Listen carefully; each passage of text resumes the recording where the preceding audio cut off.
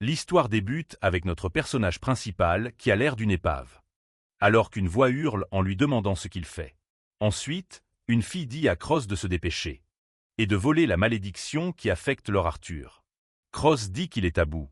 Mais qu'il va commencer à voler la malédiction tout de suite. Son énergie violette déferle et avec elle. Il commence à voler la malédiction. On nous présente Crush. Il est considéré comme un échec malgré être né dans la lignée familiale la plus puissante. Ses yeux s'écarquillent alors qu'il absorbe la malédiction. Son pouvoir, appelé Blackwood, s'active. La personne dont la malédiction est retirée est surprise. C'est une compétence qui a la capacité de voler les malédictions des autres et de les transférer à lui-même. Pour vous donner plus de contexte sur Crush, il fait partie de la génération Blue Sky. Un groupe de héros luttant contre l'érosion du monde. Pendant ce temps, Lord Arthur, maintenant libéré de la malédiction, reçoit une potion de ses compagnons pour récupérer. Crush ressent une douleur insupportable. Tombant à genoux, Lord Arthur lève les yeux vers le ciel, un peu faible mais se sentant déjà beaucoup mieux. Juste à ce moment, un chevalier squelettique monté sur un cheval démoniaque apparaît dans le ciel. La créature a l'air sérieuse, avec une corne cassée et un œil brillant en bleu. Sans perdre de temps, elle lance une énorme boule de feu sur les montagnes. Lord Arthur semble désespéré, se demandant s'ils peuvent combattre le chevalier bleu. Avec si peu de monde. Juste après, son épée tombe au sol. Et il dit qu'il est impossible de gagner ce combat. Désespéré, Arthur appelle Sigrin à Bella. Et Marie auprès de lui. Toutes les filles le serrent dans leurs bras ensemble. Pendant ce temps, Cross se lève en haletant et appelle le nom du Seigneur, il est vraiment furieux. Se demandant ce que le héros fait. Lord Arthur, du sang coulant de sa bouche, dit qu'il n'y a aucun moyen de vaincre cette chose. À genoux, Crush entend le plus grand héros de l'humanité. Arthur, prononcer des mots vides et démotivés, montrant un manque total de foi en leur victoire. Mais Crush devient absolument furieux. Rien qu'à l'idée d'abandonner. À cause de cela, le Seigneur et son groupe tournent le dos à un tas de corps de leurs alliés. Cross crie de colère. Demandant combien de personnes ont été sacrifiées juste pour qu'il puisse être avec ses femmes. En réponse, l'une des filles dit à notre MC de se taire. Seguin défend le Seigneur, disant qu'il a fait de son mieux. Elle insulte Crush, le traitant de bon à rien, qui ne sait que voler. Notre MC est indigné et répond qu'elle a beaucoup de culot de le traiter de bon à rien. Notre MC pointe le groupe du Seigneur et demande comment ils peuvent dire cela à la personne qui leur a sauvé la vie. Il hurle que sans sa capacité, le groupe n'aurait même pas pu s'approcher de là où ils sont maintenant. Avec un regard fou dans les yeux, il propose de leur rafraîchir la mémoire, en commençant par Abella. Abella, l'une des sorcières de la tour magique et membre de la génération Ciel Bleu, s'inquiète pour le Seigneur. Crush lui rappelle qu'elle ne pouvait pas utiliser la magie, à cause d'une malédiction qu'il a dû voler. Pendant qu'il souffrait de sa malédiction, la fille l'a attaqué quand il est allé chercher des analgésiques. La fille a un air choqué sur le visage. Se souvenant du passé, Crush dit que son attitude d'ignorer les autres n'a jamais changé depuis. Juste après, il se tourne vers Maridiana, la lance la plus puissante de l'Empire. Il la traite d'idiote sans cervelle, qui tomberait dans n'importe quel piège et pleurerait pour qu'il les lui vole. Et la princesse qu'il a traitée de déchet après qu'il ait sacrifié ses propres yeux pour elle. RMC lui demande si elle a la moindre idée de ce qu'il a ressenti en l'aidant, même après qu'elle l'ait intimidé à l'académie. Parce qu'il venait d'une faction différente à l'académie, il a été beaucoup battu et traité d'échec pour n'avoir pas pu riposter malgré tout. Il a enduré l'humiliation et a quand même guéri ses yeux. Il a fait tout cela parce qu'elle faisait partie de la génération Ciel Bleu et l'une des personnes qui sauveraient le monde.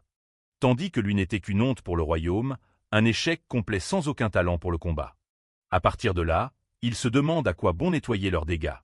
Pendant tout ce temps, Lord Arthur dit que si c'était quelqu'un d'autre, ce serait peut-être impossible, mais Crush devrait être celui qui sauve le monde. RMC se souvient comment il voyait le Seigneur comme un grand héros et un leader. Il l'a vu sur les lignes de front et a décidé qu'il resterait à ses côtés pour toujours. À cause de cela, il demande pourquoi le héros abandonne si facilement. Maintenant qu'ils sont à la fin, le Seigneur dit que, puisque le monde va de toute façon prendre fin, il est temps de dire la vérité. Il révèle que le monde est déjà perdu, alors il va tout recommencer depuis le début. Notre MC est complètement choqué par l'idée de tout recommencer.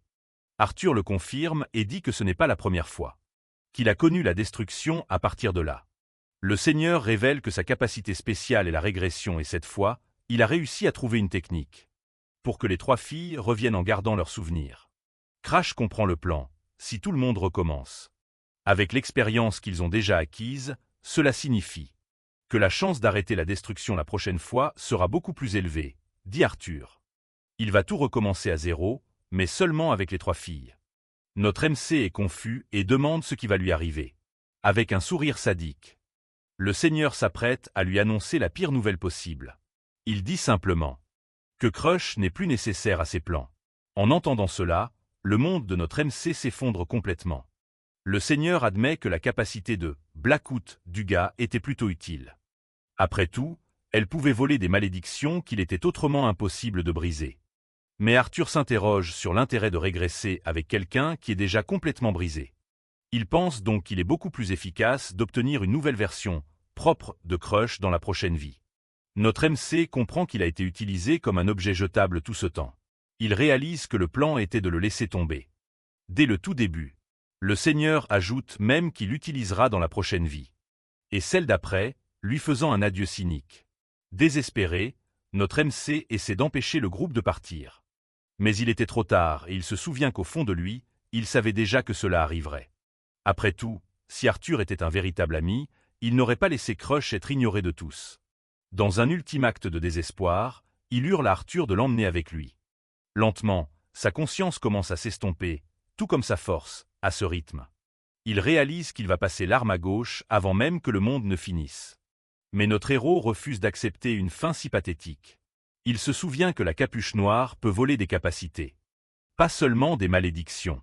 Face à cette situation, il décide de tout risquer et active sa capacité. Pendant ce temps, Arthur et les filles poursuivent le processus de régression.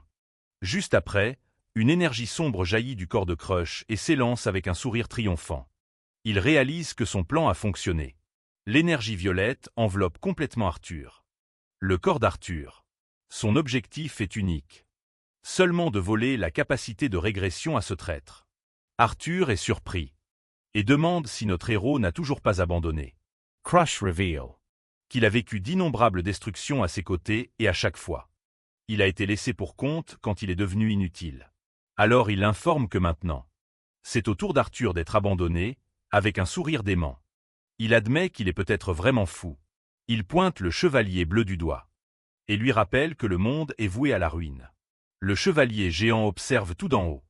Avec son regard froid et calculateur, Arthur est terrifié par la détermination de Crush et par ce qu'il est en train de faire. Ses yeux s'écarquillent alors qu'il réalise la folie du plan de ce type. Mais notre héros ne se soucie pas de la vie de ce traître. Il dit que puisqu'Arthur ne sauvera pas le monde, il le fera lui-même dans sa prochaine vie. Sur ce, notre MC ferme les yeux. Et la capacité de régression s'active. Il sent le pouvoir parcourir son corps. Et son esprit commence à voyager dans le temps. Soudain, il ouvre les yeux. Surpris par le changement soudain de décor, notre MC se réveille au son d'un bébé qui pleure. Dans un endroit très luxueux. Il est confus, ne comprenant pas ce qui se passe autour de lui. En regardant autour de lui, il réalise qu'il se trouve dans une pièce très chic et bien décorée. L'endroit lui semble familier, mais sa mémoire est encore un peu confuse. Un instant plus tard, il réalise qu'il est de nouveau un enfant et qu'il se trouve dans la maison où il vivait autrefois. Un écran système confirme que la régression est complète. Il est revenu à son mois de 13 ans. À partir de là, il nous est expliqué que l'érosion du monde est un phénomène qui détruit tout.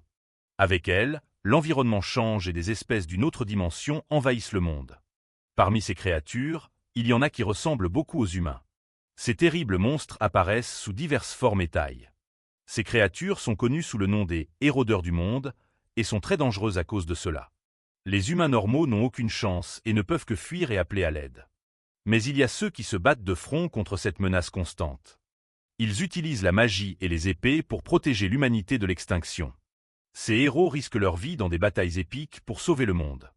Ce groupe d'élite est appelé la Génération Ciel Bleu, et notre MC en faisait partie. Même avec un corps faible qui ne faisait que sceller des malédictions, il a rejoint la génération. Il a été utilisé comme paratonnerre à malédiction et trahi à la fin, alors qu'il se souvient de sa vie misérable. Il se réveille de nouveau dans son lit, complètement confus.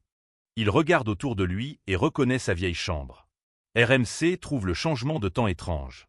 Car c'était l'hiver auparavant et maintenant c'est un été chaud. Il reconnaît l'endroit comme le manoir Aspen, où il a vécu enfant. Cela signifie que son dernier pari, d'utiliser la capuche noire sur Arthur, a fonctionné. Grâce à cela, il a réellement réussi à voler la capacité de régression. RMC est choqué mais soulagé par le résultat inattendu. Cependant, il se demande comment il a pu voler cette capacité. Beaucoup pensent que la capuche noire est une compétence qui peut être utilisée librement. Cependant, elle a un défaut très distinct par rapport aux autres capacités. Pour voler une cible avec la capuche noire, il faut déverrouiller un cadenas généré lors de l'activation. Ce cadenas est généré en fonction de la valeur que le propriétaire accorde à sa cible.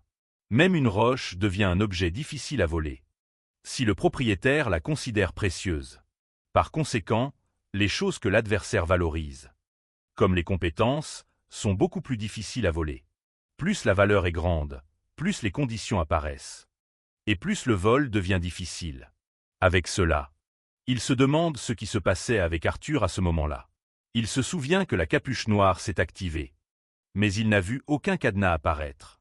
L'absence de cadenas signifie qu'Arthur voulait vraiment se débarrasser de la compétence. Notre MC n'arrive pas à croire que le roi des héros jetterait simplement la régression. En se souvenant du passé, il réalise qu'Arthur montrait parfois un côté étrange, le héros semblait épuisé et agissait comme si sauver le monde n'était qu'une corvée ennuyeuse.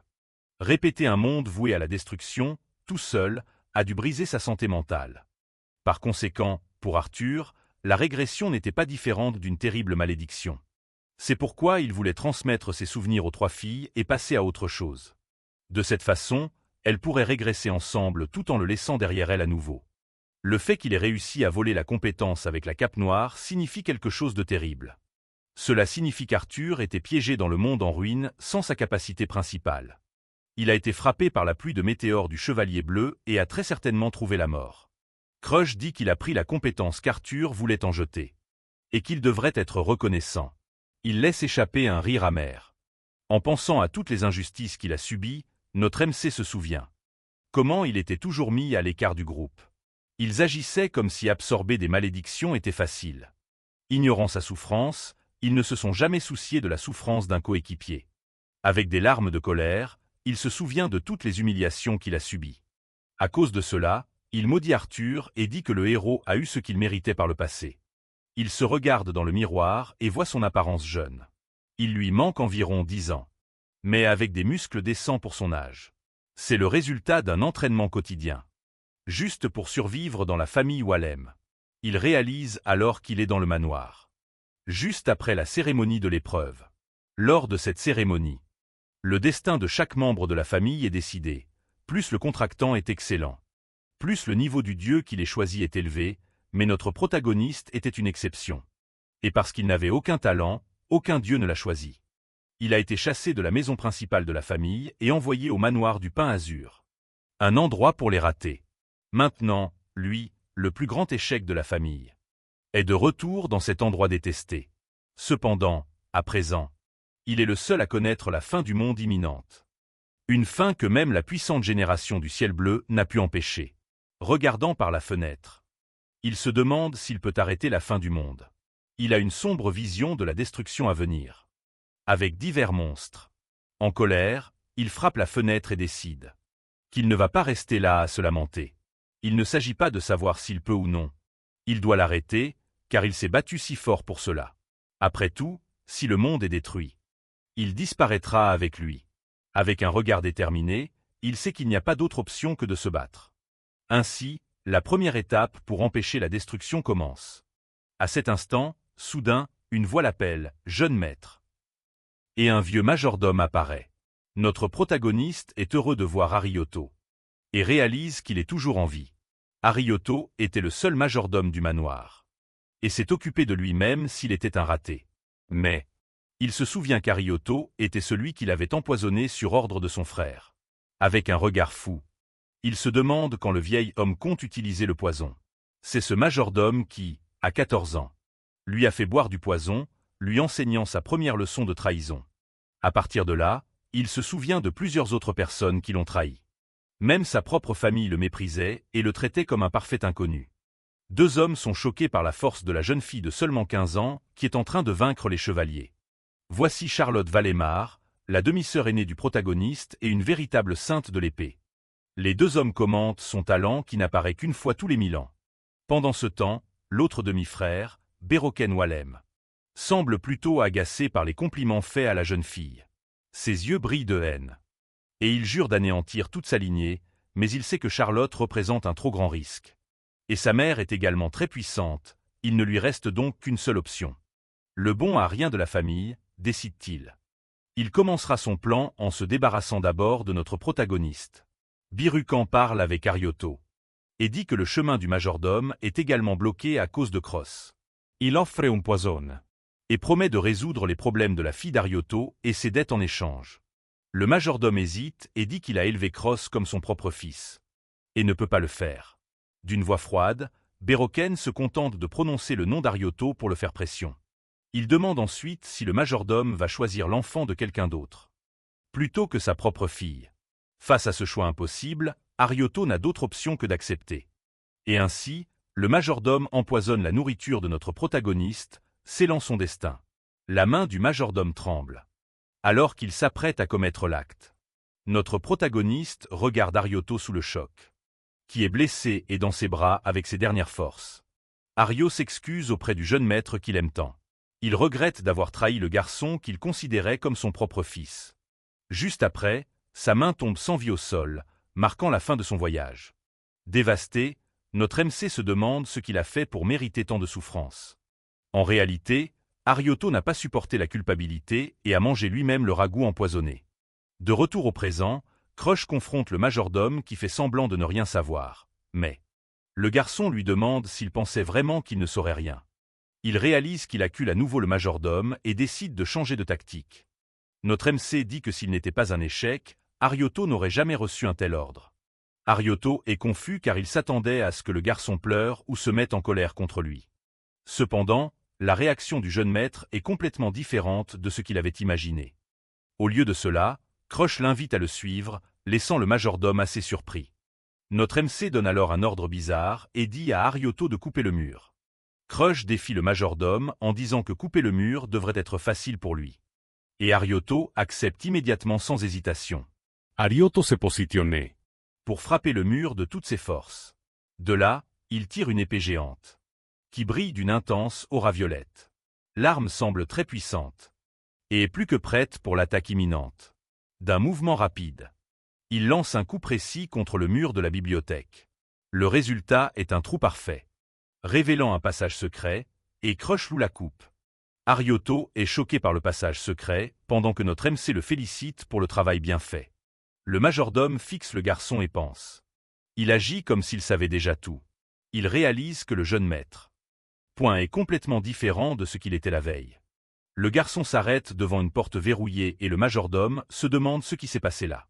Notre MC fixe la porte et dit de ne pas lui faire se souvenir du bon vieux temps. Il se souvient qu'après un incendie, tout à cet endroit avait été réduit en cendres. Mais cette fois, il a réussi à remonter le temps et est arrivé avant que cette catastrophe ne se produise. Face à la situation, le majordome propose de couper les chaînes. Mais Crush dit qu'il ne peut pas faire ça. Cette fois, il va tester sa propre force. Alors il active sa capacité, la capuche noire. Des ombres sinistres émergent de Crush. Et se précipite pour dévorer la serrure de la porte. En un clin d'œil, les chaînes et la serrure se brisent. Et le majordome est terrifié. Notre MC jette la serrure par terre. Et Arioto demande s'il a fait un contrat avec un dieu. Crush pense en lui-même qu'à ce stade de l'histoire. Il n'avait pas encore de contrat. Il ment en disant qu'il a fait un pacte avec un dieu mineur. Dieu et qu'Arioto peut le dire à son père. Le majordome est laissé complètement sans voix. Par la réponse du jeune maître. Arioto se souvient que jusqu'à hier. Le garçon avait un regard vide dans les yeux, comme s'il avait perdu sa volonté de vivre. Il croit que le contrat avec un dieu a changé le garçon du jour au lendemain. Et que maintenant il aura de nouvelles compétences. Il pense que Crush a le même sang que le génie. Charlotte et que maintenant lui aussi a du potentiel. Avec un regard déterminé, Arioto grince des dents, semblant avoir pris une décision. Un instant plus tard, le majordome interpelle le jeune maître. Pour attirer son attention. Avec une révérence, il jure qu'il ne dira rien. Avant que le garçon ne finisse ce qu'il a commencé. Notre MC réalise que c'est l'un des inconvénients de la régression, à cause de ses actions différentes du passé. Arioto change aussi de comportement. Mais le souvenir de l'Arioto, qu'il a trahi et est mort dans ses bras, vit toujours dans son esprit. Crush se demande si Arthur l'a laissé voler la compétence exprès, puis élabore un plan pour s'assurer de la loyauté d'Arioto. Il décide que tant qu'il est ici, la meilleure chose à faire est d'augmenter le nombre de pions qu'il peut utiliser. Notre MC dit à Arioto de faire comme il veut, car il pensera au traitement de sa fille plus tard. Pour l'instant, il précise que la priorité absolue est la bibliothèque secrète. Sur ce, la porte s'ouvre avec une lueur intense, révélant ce qui se trouve à l'intérieur. Ses yeux s'écarquillent, complètement choqués par la vue. Une énergie puissante explose de l'intérieur de la bibliothèque, projetant le garçon en arrière. Il halète et transpire à grosses gouttes, ressentant la pression de cette immense puissance. Il a vu de nombreuses malédictions, mais celle-ci lui donne des frissons, et il est sûr que son manuel s'y trouve. Les deux regardent les étagères remplies de livres et voient une aura sinistre et ardente émaner de l'un d'eux. Un instant plus tard, il repère le bon livre et, avec un sourire, il dit qu'il a trouvé. C'est la bibliothèque secrète du pavillon du Pain Azur, où sont conservées les mémoires des ancêtres déchus. Ce ne sont pas des compétences, mais plutôt le produit d'humains qui ont écrit des manuels pour atteindre une puissance maximale. Au début, n'importe qui pouvait entrer, mais l'endroit est devenu un secret à cause d'une seule personne. Cette personne n'est autre que Valet de Marie-Heim, l'ancêtre le plus redouté de la famille. Valet était connu comme le pire échec de l'histoire de la famille Walem. Mais il fut consumé par l'érosion du monde et devint la personne la plus forte. RMC grince des dents car le manuel secret a été laissé par cet échec. Avec un sourire, il prend le livre et dit que ça a pris du temps, mais maintenant le manuel est à lui. Son nom complet était Damari Walem, l'ancêtre le plus puissant de tous. Il fut à la fois le plus grand échec et la figure la plus forte de l'histoire de la famille. À son époque, les plus grands mages du monde ont tenté de défier son immense pouvoir. Cependant, il a détruit leur magie d'une seule main, sans le moindre effort. Avec un sourire sadique, il dominait tous ses adversaires avec aisance. Une de ses victimes gît à terre, alors qu'il est révélé que personne ne pouvait l'arrêter. Sa technique secrète était connue sous le nom de poison sanguin extrême, en absorbant l'érosion. Il a utilisé une technique secrète de folie pour manier son pouvoir. Crash tient le livre et se demande si Damari est devenu fou de ne pas avoir pu contrôler l'érosion. Il se souvient que lorsqu'il a été frappé par la malédiction, il a utilisé la capuche noire pour l'affaiblir. Le livre en main, il réalise qu'il peut utiliser le même principe pour le poison sanguin. L'idée est de voler une malédiction qui contrôle les explosions et de l'utiliser pour neutraliser l'autre. Avec cela, les deux forces opposées s'affrontent dans une confrontation de pouvoir. De là, une nouvelle énergie émerge de cette fusion, créant quelque chose d'entièrement nouveau. RMC réalise qu'il peut devenir aussi fort que Damari en utilisant cette méthode. Il se tourne alors vers Ariopour et l'appelle par son nom pour lui donner ses prochains ordres. À partir de ce jour, il ordonne que personne n'entre dans le manoir du Pain Azur, quelles que soient les circonstances. Le majordome accepte l'ordre sans poser de questions et part rapidement pour l'exécuter. Arioto décide qu'il remboursera sa dette envers le jeune maître. En refusant la proposition de Baroken, après tout, son véritable maître est désormais le jeune Cross. Ailleurs, Baroken est furieux et met tout en pièces. En apprenant qu'Arioto a refusé son offre, il regarde un journal parlant de la géniale Charlotte et se plaint qu'elle et l'échec l'agacent grandement. Il blâme le sang de la mère de Charlotte d'interférer avec sa lignée directe avec sa sœur Lilich. La femme nommée Lilich semble également avoir un regard plein de ressentiment. À cause de toute cette frustration, Baroken grince des dents de pure rage. Soudain, un serviteur apparaît derrière lui, demandant si maître Baroken l'a appelé. Baroken envoie son serviteur au manoir pour enquêter sur la raison pour laquelle le majordome a changé d'avis. Le serviteur revient et dit qu'il ne peut pas entrer, laissant Baroken très confus face à la situation. Il explique que le majordome du jeune maître a bloqué l'entrée et ne laissera personne passer. Baroken est furieux d'apprendre que le majordome n'a même pas laissé entrer le chef de famille. Il maudit Cross, le traitant d'échec arrogant, tandis que notre MC médite dans une aura violette. Le garçon est entièrement concentré sur son entraînement pour devenir plus fort, avec un coup de poing. Il ressent la puissance et se demande s'il a enfin atteint le niveau expert. Il existe plusieurs domaines d'aura. Le premier est le niveau utilisateur, où l'on apprend les bases, le second est le niveau expert. La ligne qui sépare les génies des gens ordinaires. Il pense que Charlotte, qui n'a que 2 ans de plus, est déjà presque une maîtresse d'aura, même en étant un monstre de talent. Elle n'a pas pu empêcher la destruction. Face à la ruine du monde, la jeune fille était complètement impuissante et n'a rien pu faire. Il se compare à sa sœur et se demande s'il peut protéger le monde à ce rythme. Notre protagoniste devient pensif et regarde le sol avec une expression très sérieuse. Une voix résonne dans son esprit, disant qu'on ne saura jamais si on n'essaie pas. Il se console car avant la régression, il ne pouvait même pas utiliser l'aura à cause de la malédiction, mais maintenant les choses sont différentes. Et même s'il ne peut pas se comparer à Charlotte, notre protagoniste peut progresser avec le manuel secret. Laissé par un autre échec comme lui. Avec un sourire déterminé, il s'affirme qu'il peut devenir beaucoup plus fort. Une vision de lui plus âgé avec une aura puissante apparaît. Et il dit que c'est suffisant pour l'instant. Arioto apparaît avec une serviette et le félicite d'avoir atteint le niveau expert. Notre protagoniste prend la serviette et dit que ce n'est pas grand-chose pour en faire tout un plat. Tout en se séchant, il demande au majordome pourquoi il attendait là.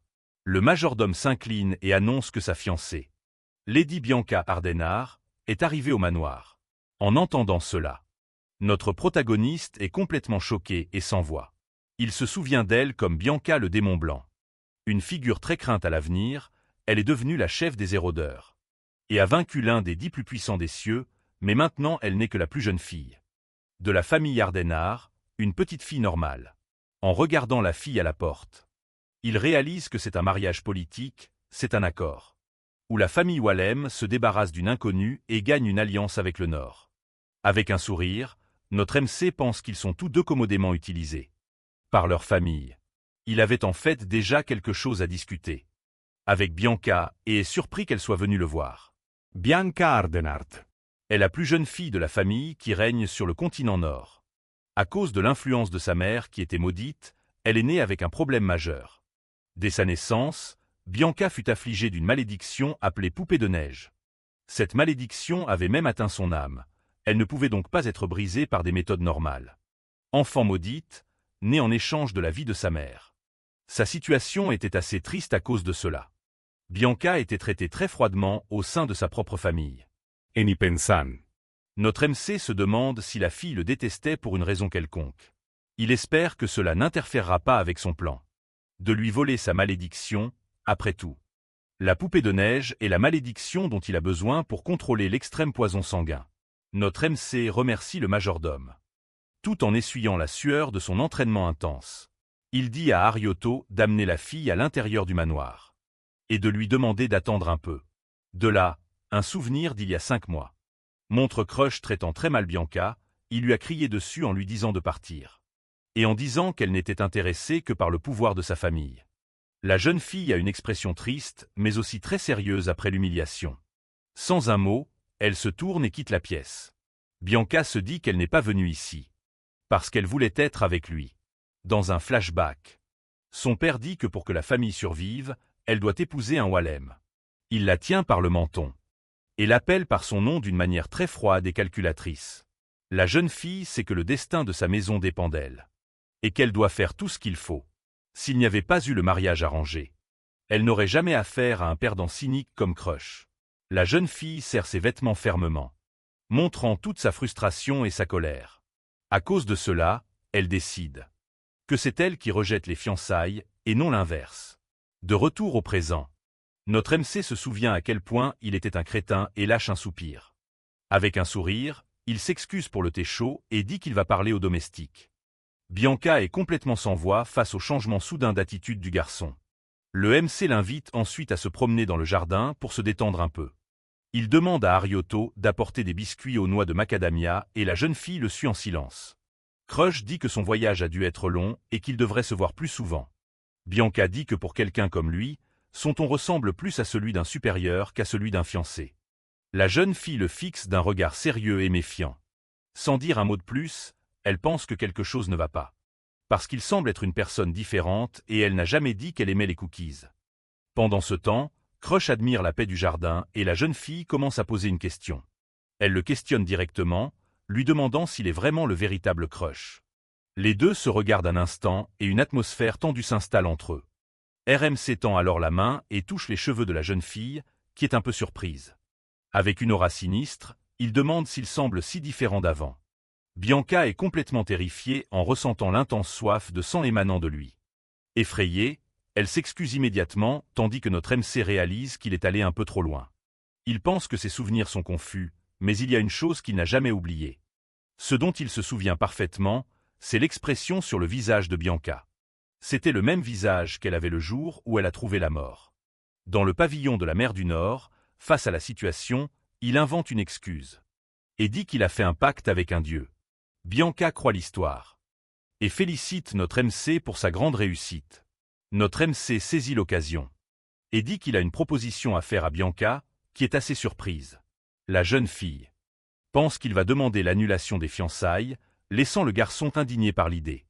Il s'excuse en disant qu'il comprend si elle ne veut pas l'épouser. Et Bianca le trouve très peu sûr de lui, avec un regard sombre. La jeune fille le fixe et dit qu'elle est sa fiancée. Juste après, elle affirme, avec une certitude absolue, que cela ne changera en aucune façon. Notre protagoniste est ému et se demande quand il a entendu des mots aussi sincères pour la dernière fois. Alors il se ressaisit et dit qu'avec sa capacité nouvellement éveillée, il peut faire quelque chose. Avec un sourire, il tend la main et révèle qu'il veut prendre sa malédiction de poupée de neige. La jeune fille est choquée et se souvient que même les plus grands experts n'ont pas réussi à lever sa malédiction. Elle demande s'il va prendre la malédiction et il répond oui, et qu'il pourrait même annuler les fiançailles en retour. Bianca pense que puisqu'il est un échec, il doit avoir des problèmes avec sa famille à cause de cela. Elle croit qu'il est tellement fatigué de tout qu'il veut effacer ses sentiments. La jeune fille s'inquiète et se demande si le garçon n'aurait pas des problèmes mentaux. Elle se souvient qu'un mage avait dit que, quand quelqu'un atteint ses limites, son esprit tombe malade. Ce mage avait expliqué que la personne pourrait devenir quelqu'un d'autre ou même tenter quelque chose contre elle-même.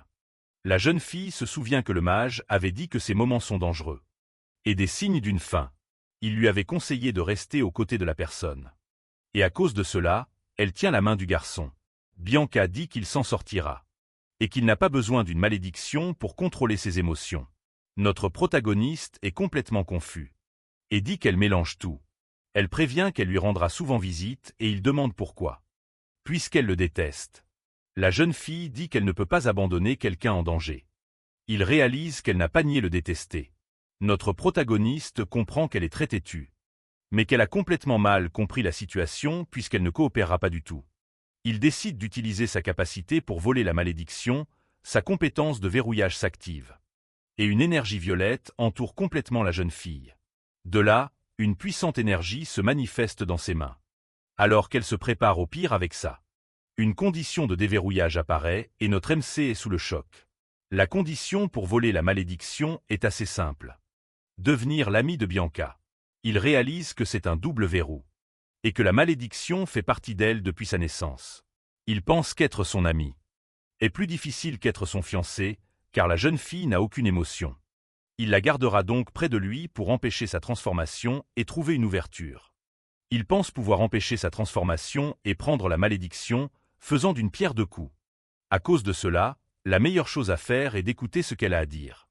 Et il accepte, disant qu'il appréciera de la voir plus souvent. La jeune fille dit qu'elle parlera d'abord à son père. Et qu'elle reviendra ensuite. Il la regarde partir et pense que d'ici là, il lira les manuels secrets et que les choses vont devenir très occupées. Le lendemain, il voit un chariot rempli de cartons arriver au manoir. Le chariot s'arrête juste devant le portail principal et plusieurs hommes commencent à décharger les affaires. Un instant plus tard, une voix le salue, laissant notre MC assez surpris. C'est Bianca qui dit qu'elle a décidé de commencer à vivre ici. À partir de ce jour même.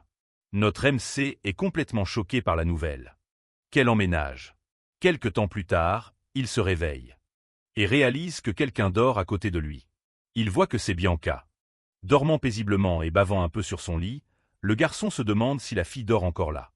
Comme si c'était déjà une habitude. Sur ce, il bâille. Et prévient que les gens se feront de fausses idées s'il la voit là. Bianca se réveille. Le salue et lui demande pourquoi il est là, ce qui agace passablement le garçon. À partir de ce moment, il se concentre entièrement sur son entraînement pour contrôler sa nouvelle. Énergie sombre. RMC réfléchit que quelques mois se sont écoulés depuis que Bianca est venue vivre avec lui. Il se souvient du jour où la fille est arrivée et a annoncé qu'elle vivrait là désormais. Il était complètement choqué par sa nouvelle, lui demandant de bien prendre soin d'elle. Il a demandé si elle avait déjà emménagé et la fille a dit que sa famille avait donné la permission tout de suite. Inquiet, il a demandé si elle irait bien si loin de sa famille. À seulement 12 ans, il a réalisé que, comme elle n'avait pas d'émotion, l'absence de sa famille ne l'affectait pas du tout, alors il a pensé que cela pourrait être une bonne condition pour qu'ils deviennent amis. Pendant son entraînement, il réalise que le temps a passé vite et que l'année sera bientôt terminée. Cela signifie que l'ouverture de l'académie La Hélin approche. Avant la régression. C'était cette académie qui formait les membres de la génération Ciel Bleu. Alors qu'il se souvient de ses anciens compagnons, il grince des dents de purène.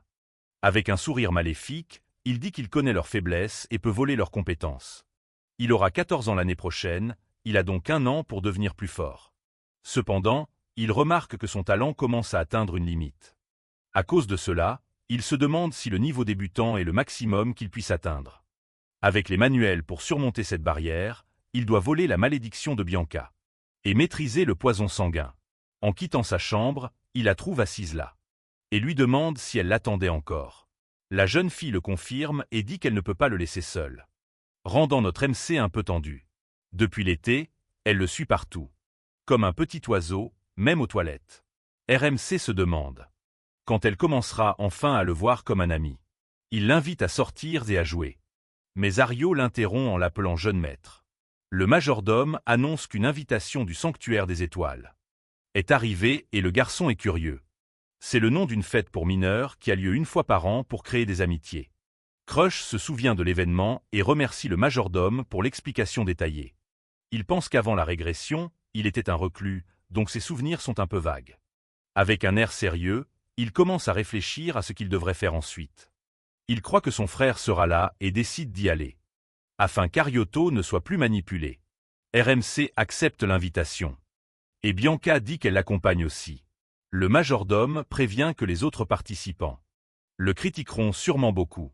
RMC dit qu'elle pourrait aussi être une cible. Et suggère que c'est peut-être mieux si elle n'y va pas, mais Bianca refuse d'être laissée pour compte. Et dit qu'elle l'accompagnera quoi qu'il arrive. Après tout, elle déclare avec une étincelle dans les yeux que protéger son partenaire est le devoir d'une fiancée. RMC lui caresse la tête et dit qu'il n'a pas demandé en tant que fiancée, mais ce qu'elle ressent. La jeune fille le regarde avec une expression pensive et remarque à nouveau ce regard de pitié. Elle réfléchit qu'au cours des derniers mois, le garçon a été étrangement gentil. Avec elle, il la traite toujours bien, que ce soit en lui demandant ce qu'elle veut manger, ou en la couvrant pour qu'elle n'ait pas froid. Cette chaleur la réconforte, car elle n'a jamais été traitée avec autant de soin chez elle. Sa gentillesse était si grande qu'elle ne se souvient même plus de sa terrible première impression de lui. Compte tenu de cela, elle le regarde et dit fermement qu'elle ne le déteste plus, et qu'elle y va. Bianca ajoute que ce n'est pas en tant que fiancée, mais de son plein gré, laissant le garçon choqué, complètement sans voix. Il se contente d'accepter sa décision, ne sachant que dire. Peu après, une calèche approche d'une immense salle. Et il demande si c'est la salle Gariu, tandis que Bianca dort sur ses genoux. Il se demande s'ils ont de l'argent à gaspiller pour louer un endroit aussi célèbre. Après tout, les nobles sont respectés parce qu'ils luttent contre l'érosion du monde, à la place des roturiers. Cependant, il se demande si ceux qui ne se soucient que des fêtes sont vraiment l'avenir de ce terrain. RMC pense qu'il doute fortement qu'il y ait des gens décents au sanctuaire étoilé. Un instant plus tard, un annonceur révèle que Lord Cross et Lady Bianca viennent d'arriver à la salle. Les gens commencent à bavarder sur la façon dont la beauté du Nord a été gâchée par l'échec de la famille Walem. Cross est vraiment agacé de devoir se mêler à un tas de faux-semblants. Des nobles flagorneurs. Soudain, un garçon aux oreilles de chat remarque que quelqu'un d'intéressant de la famille Walem est apparu à la fête. Il commente à ses compagnons que, contrairement aux autres, il y a aussi de vrais nobles présents. C'est Barack Ogma, le garçon tigre, un futur membre de la génération Ciel Bleu. À côté de lui se trouve l'elfe Amélia, la Magby, avec ses yeux rouges intenses. Et enfin, nous avons Anyx Glazé, l'arc en bois, qui deviendra l'un des 3 héros de ce terrain. Notre MC remarque le regard du trio et s'interroge sur la raison de leur intérêt pour lui.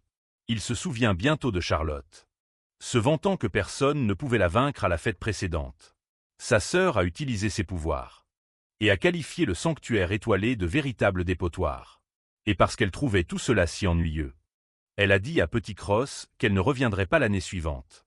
De retour au présent, le garçon sent, à l'atmosphère étrange, que sa sœur a déjà dû faire des siennes là-bas. À ce moment, Bianca tire sur ses vêtements pour attirer son attention, car elle a remarqué l'ambiance tendue. Bianca dit à Cross de ne pas faire attention aux voix. Et il dit qu'il pensait juste à Charlotte. Il pense à la façon dont la fille est aussi insultée, mais s'inquiète pour lui, et alors il lui caresse la tête. Notre MC regarde autour de lui et se demande quand il arrivera, espérant qu'il ne l'a pas manqué. Soudain, la foule de nobles est sous le choc. Et tout le monde commence à se chuchoter. Un annonceur révèle l'arrivée. The Lord Darling d'Anphelion. Et notre MC pense, quand on parle du loup, c'est l'excentrique du château de l'alchimiste, Lord Darling d'Anphelion, qui aime être le centre de l'attention dans un flashback. D'Anphelion trouve notre personnage principal complètement couvert de malédictions et est choqué. Il commence à analyser les malédictions du garçon avec ses mains, semblant s'y connaître. Avec un sourire, il dit que pour les malédictions d'érosion, il sait quoi utiliser et qu'il peut les résoudre. De là, il attrape le visage de Crush et demande si le garçon veut être son sujet d'expérience. En échange d'un remède, sans obtenir de réponse, il secoue le visage de notre personnage principal et demande s'il n'a pas l'énergie de parler étant donné la situation. Il décide qu'il va simplement commencer le traitement de son propre chef, sans permission. Une étrange énergie apparaît et Cross est terrifié, essayant désespérément de lui dire d'arrêter. Mais d'Anphelion s'en moque éperdument et pousse un cri étrange. Alors qu'il continue son expérience, notre personnage principal le repousse en lui criant de s'éloigner. Tandis que le seigneur alchimiste se contente de rire, c'était sa première rencontre avec l'homme, qui serait plus tard appelé le plus grand roi de l'alchimie du monde. De retour à la fête, Dan salue tout le monde tandis que les gens commentent qu'il était en retard exprès. Pour attirer l'attention, notre personnage principal pense qu'il n'y avait aucune chance qu'un frimeur comme lui manque une fête pleine de gens pour le flatter. De là, il appelle Bianca, lui tend des fleurs et lui demande d'attendre là un instant. La fille accepte, la bouche pleine de nourriture, faisant une très jolie grimace et obéissant à sa demande. Peu après, notre personnage principal s'approche et Dan se demande qui est ce garçon qui vient vers lui. Un ancien glasé le reconnaît et dit que c'est Crash Wallem. Et l'alchimiste a l'impression de l'avoir déjà vu, Elf et Amelia. Commente qu'il ressemble beaucoup à sa sœur Charlotte, ce qui attire l'attention de tous. D'Anphelion est super excité et accourt pour lui demander s'il est vraiment le jeune frère de Charlotte. Le garçon demande s'il a des affaires avec lui, ou s'il est simplement enchanté par sa beauté, et l'alchimiste sourit. Dan. D'Anphelion révèle qu'il a entendu dire que le garçon enquêtait sur le monde des érodeurs dernièrement.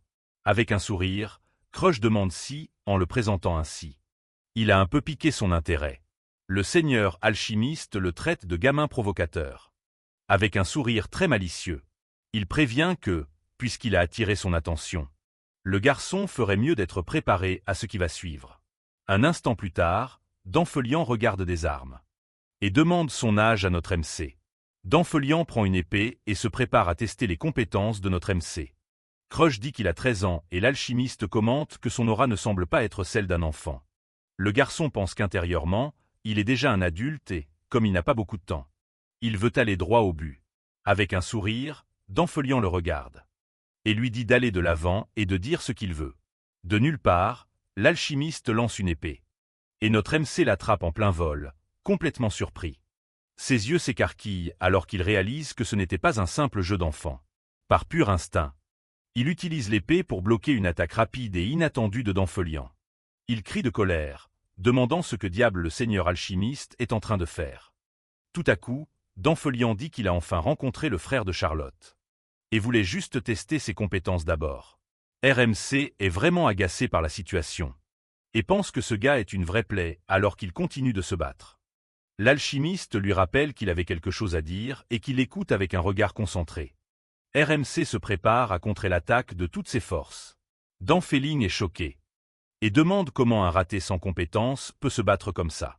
Corosensei s'entraîne tous les jours et pense qu'il doit utiliser une technique secrète pour le déstabiliser. Il mentionne ensuite la recherche sur la neutralisation des malédictions, laissant Damphillon complètement sous le choc. Damphillon est choqué et demande ce qu'un gamin comme lui connaît à l'alchimie. Pour offrir de l'aide. D'un mouvement rapide, notre MC esquive l'attaque et avance. D'un pas précis, le seigneur alchimiste est pris par surprise et recule. Haletant à la vitesse du garçon, Crush explique que sa recherche porte sur la neutralisation des malédictions avec d'autres malédictions. Il ajoute que pour être un alchimiste de première classe, Damphillon doit prouver cette théorie. Le seigneur alchimiste arrête de se battre et devient pensif.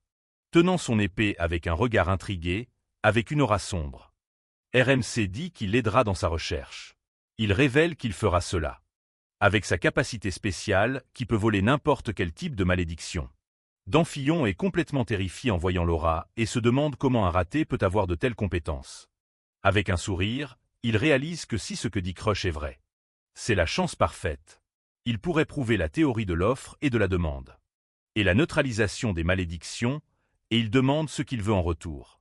Damphillon plaisante en lui demandant s'il veut être son petit ami, et Crush répond qu'il aura besoin de médicaments.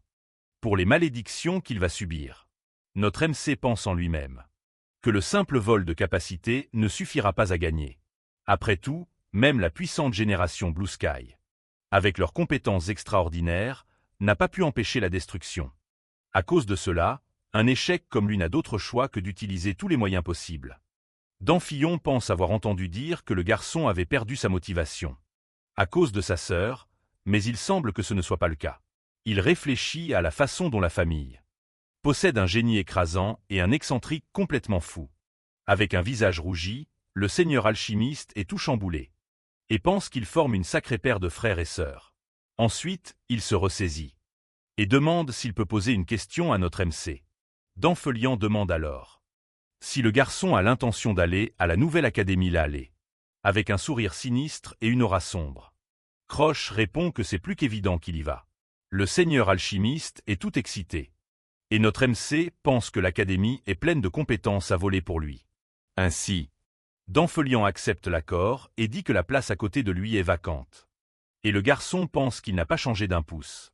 Cependant, notre MC dit qu'en plus de cela, il y a une autre chose qu'il aimerait demander. Il l'interroge sur la maladie de la décoloration, qui rend la peau bleuâtre et noire et mène à la faim. Crush ordonne alors simplement au seigneur alchimiste de créer un remède pour cette maladie incurable. Damphillon crie que c'est impossible et le garçon pense que lui-même était celui qu'il avait achevé dans le futur avec un regard déterminé. RMC garde son expression sérieuse et concentrée sur son objectif, il serre le poing fermement, démontrant toute sa conviction devant le seigneur alchimiste. Avec une confiance totale dans ses paroles, il regarde Damphillon dans les yeux et dit qu'il sait qu'il peut le faire. Damphillon dit qu'entendre cela blesse vraiment sa fierté et affiche un sourire. Sur ce, les deux scellent l'accord avec un tchèque, comme s'ils étaient de vieux amis.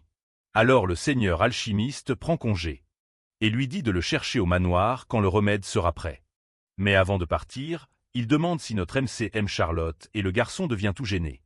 Notre MC est confus et l'alchimiste demande pourquoi il a offert la place de petit ami. À côté de lui, avec un visage complètement rouge, Damphillon se penche et révèle qu'il aime aussi les hommes. Il ajoute que peu importe que ce soit un homme ou une femme, et notre MC est sous le choc. Notre MC crie qu'il ne l'est pas, et s'enfuit désespérément à travers le couloir. Alors qu'il s'échappe, il se souvient que Damphillon a toujours été un type plutôt étrange. S'arrêtant au milieu du couloir, il regarde en arrière et réalise qu'il le sème enfin. Un instant plus tard, son visage devient sérieux, alors qu'il remarque une agitation au milieu de la fête. Soudain, un noble inconnu attrape fermement le bras de Bianca. La jeune fille appelle notre MC, tandis qu'elle essaie de se libérer de l'emprise de l'homme. Ses yeux brillent d'une lumière froide, montrant toute son irritation face à la situation, sans hésiter. Notre protagoniste s'élance avec un coup de pied précis en plein visage de l'agresseur. Le noble est projeté par l'impact du coup de pied et tombe au sol, complètement sonné. Allongé sur le sol, il se plaint de douleur tandis que notre protagoniste le fixe avec haine.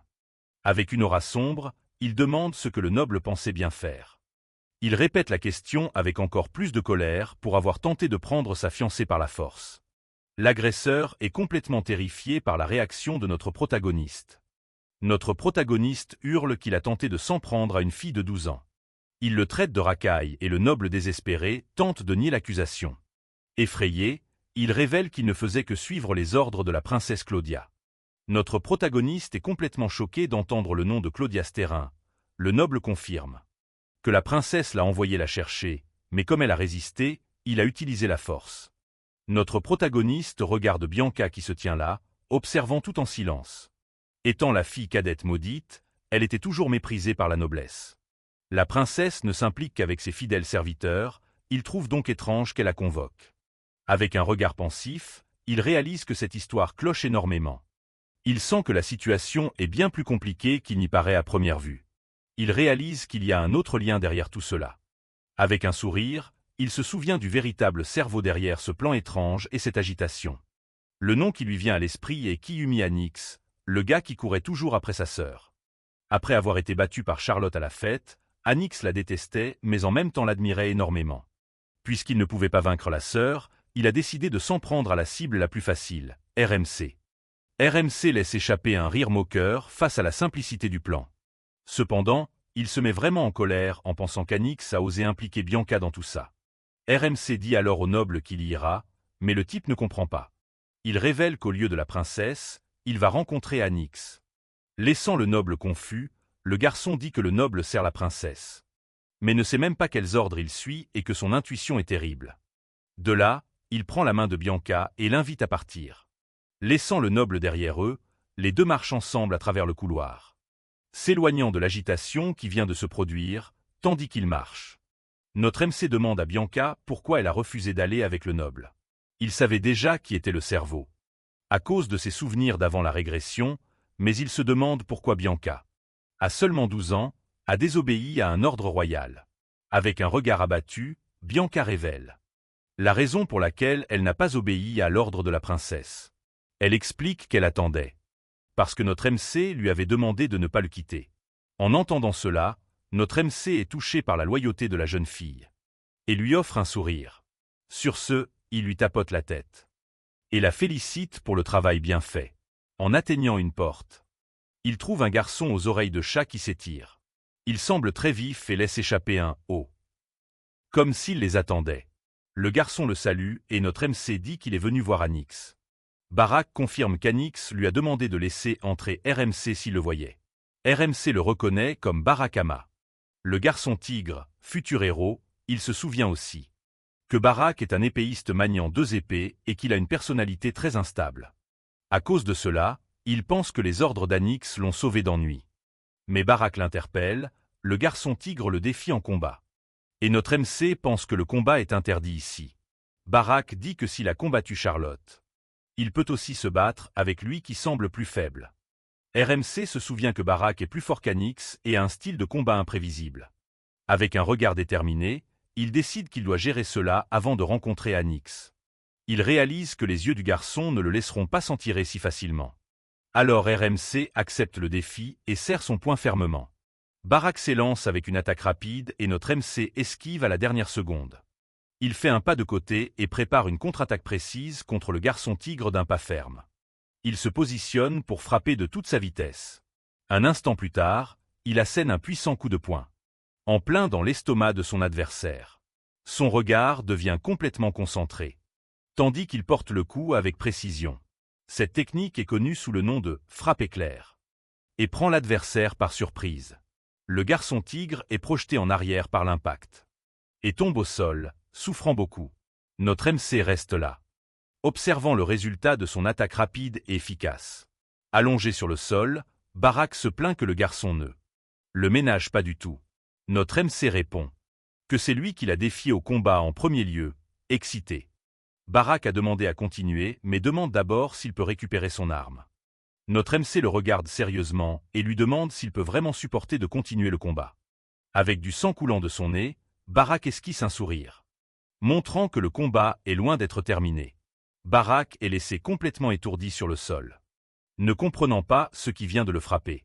À partir de là, le garçon tigre s'évanouit pour de bon. Et notre MC se tient victorieux. Bianca s'approche et demande ce qu'il a fait. Et le garçon révèle qu'il a utilisé un art secret de Walem. Le coup éclair a été créé par des renégats. Et déchaîne une puissance destructrice à bout portant. C'était la seule technique récupérée d'un incendie. Et a sauvé la vie du garçon d'innombrables fois. Il dit qu'il a utilisé son art secret le plus puissant. Et que Barak ne devrait pas se réveiller de sitôt. Même assommé, le garçon tigre est d'accord avec Crush. Alors qu'il appelle Bianca à entrer sur un balcon. Anix et une autre fille observent la scène d'en haut avec des expressions peinées, voyant son ami au sol. Anix crie le nom de Barak et le couple se retourne en même temps. Le garçon semble surpris. Et dit qu'il ne s'attendait pas à ce que notre MC batte le garçon tigre. Crush l'interroge et lui demande si ce n'était pas pour ça qu'il avait laissé son ami attendre. À la porte. Il révèle qu'il sait qu'Anix a utilisé la princesse pour l'attirer. Et que maintenant il est venu le rencontrer. Anix est curieux et demande comment il l'a découvert. Disant que les rumeurs à son sujet sont fausses. Notre MC confirme qu'il est un échec. Mais dit que si Anix perd contre lui, les choses changeront. Avec une aura sombre. Il prévient que les rumeurs seront différentes parce qu'il va lui voler ses compétences. Crush fait face à Anix et dit que la rumeur selon laquelle il est un échec est vraie. Mais s'il perd, l'histoire changera. Anix écoute juste avec un sourire narquois. Sans dire un seul mot au garçon. Voici Anix glasé, l'un des futurs héros. Et un ancien compagnon de notre MC. Les deux étaient ensemble depuis l'académie. Jusqu'à la génération ciel bleu, mais leur amitié n'était pas réelle. Notre MC sait qu'Anix ne le considérait comme un ami que parce qu'il était utile à ses plans. Et toute cette utilité était pour la pire raison possible, comme il se le rappelle dans un flashback. Au milieu d'une bataille, il réalise que tous ses compagnons ont été vaincus. Désespéré, il crie le nom d'Anix, qui est juste là-haut. Observant tout de loin. Anix pense que, s'il découvre que le piège était de sa faute, il perdra sa place dans le groupe. À cause de cela, il décide que s'il est le seul survivant, personne ne connaîtra la vérité. Anix révèle qu'il y a déjà des conflits internes. Et que Crush serait de toute façon expulsé. Avec un sourire cruel. Il montre qu'il n'a aucune intention d'aider son ami, alors il décide de blâmer Crush pour tout. Puisque personne ne l'aime de toute façon et que l'affaire serait oubliée. Cyniquement, il remercie notre MC d'avoir été son ami jusqu'à la fin. En entendant cela, le garçon réalise la trahison et se demande s'ils ont jamais été vraiment amis. En colère, notre MC crie qu'Anix ne l'a jamais considéré comme un ami. Et n'était proche que parce qu'il avait peur de Charlotte. Anix le regarde froidement. Et dit que c'est exactement pourquoi il le déteste tant. Il ajoute que le garçon n'a aucune compétence. Mais son intuition est bonne et il essaie toujours de trouver quelqu'un à blâmer. Alors il dit que si Charlotte se marie, leur relation se termine là et il lui tourne le dos. Mais Anix s'arrête et pense que c'est peut-être la meilleure chose qui puisse arriver. Avec un sourire, il dit que Charlotte ne voudrait pas d'un enterrement. Et d'un mariage en même temps, et le garçon le maudit lentement. Notre MC perd ses forces et sa main commence à glisser de la falaise. Dans ces derniers instants, il se demande si c'est vraiment sa fin. Soudain, Arthur apparaît et le sauve, lui demandant s'il va bien, et c'est là qu'ils sont devenus une équipe. De retour au présent, notre MC pense que c'était le début d'une nouvelle série de malchance. Anix a été expulsé de la génération à cause d'Arthur et a essayé d'épouser la princesse. Mais maintenant les choses ont changé, avec un sourire. Il dit que la façon dont notre MC lui parle en face lui rappelle beaucoup Charlotte. Et le garçon réalise qu'Anix n'a pas changé d'un pouce. Notre MC lui dit de ne pas prononcer le nom de sa sœur. Et demande s'ils se ressemblent, juste après il s'élance avec son aura violette. Prêt à attaquer de toutes ses forces. Notre MC dit qu'il est comme sa sœur. Et qu'il acceptera n'importe quel combat qui se présentera. Anix le regarde juste avec un sourire moqueur. Imperturbable, il attaque, mais Anix crée une branche en bois. Pour se défendre du coup, notre MC repousse la branche. Et l'utilise comme élan pour sa prochaine attaque. Un instant plus tard, il saute. Et se prépare à attaquer Anix d'en haut de toutes ses forces. Mais le garçon bloque le coup de poing avec son bras sans grande difficulté apparente. Anix riposte avec un puissant coup de pied, projetant notre MC au loin. Ainsi le garçon s'envole dans les airs, incapable de contrôler ses mouvements. Soudain, plusieurs branches jaillissent et piègent le corps de notre MC en plein vol.